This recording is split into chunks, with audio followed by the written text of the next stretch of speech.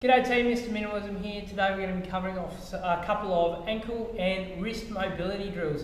So the reason why we're covering off on this today is because obviously the furthest joint from the body, major joint from the body, is often the first contact point when we look at running or punching or connecting with something. So today this is focusing on people with that tight wrist complex from typing, or you might even get that pain on the back of your wrist when you press a belt. Now that's because there's knots and muscle adhesions in your wrist and forearm like anywhere else in your body, and today we can work out on that. And also your ankle mobility, super important for running, squatting and all that kind of thing.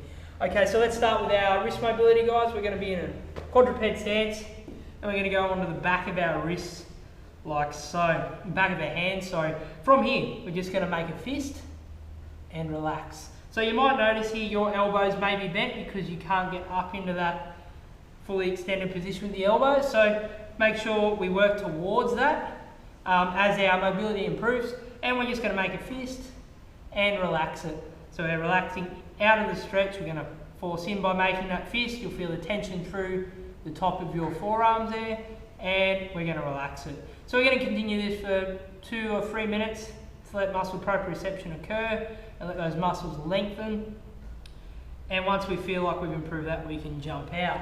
Now obviously we've worked the forearms here, and now we also have to reverse the wrist mobility to make sure we focus on the opposite side of our forearms. So here we go, we're going to put our fingers back towards ourselves.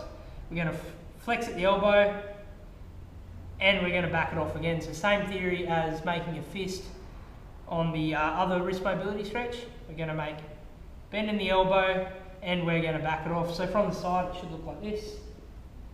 Bending at the elbows and relaxing. So we're going to go through that for 2 to 3 minutes.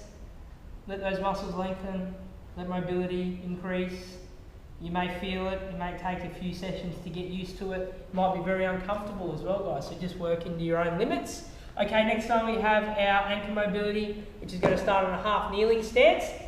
And from here, we're going to place our arm inside our knee and outside our foot. Now the heel of the palm here, we're going to have it in line with our toes. And we're going to push through, keeping that heel firmly planted on the ground, and we're going to back that stretch off. If you feel like you're going to have trouble keeping your heel on the ground, you can use a spare arm, jam that heel into the floor, and we can do the same stretch, pushing into the movement, feeling the stretch through the ankle and backing it off. Pushing in and backing off. Now, when we talk about terms of squatting, running, things like that, we want to make sure we have adequate ankle mobility for those activities. So if you know you're tight through there, make sure you address the problems before you start loading or doing excessive volume in those types of movements. There you have it, guys, a couple of wrist and ankle mobility drills. Thanks very much, and don't forget, less is more.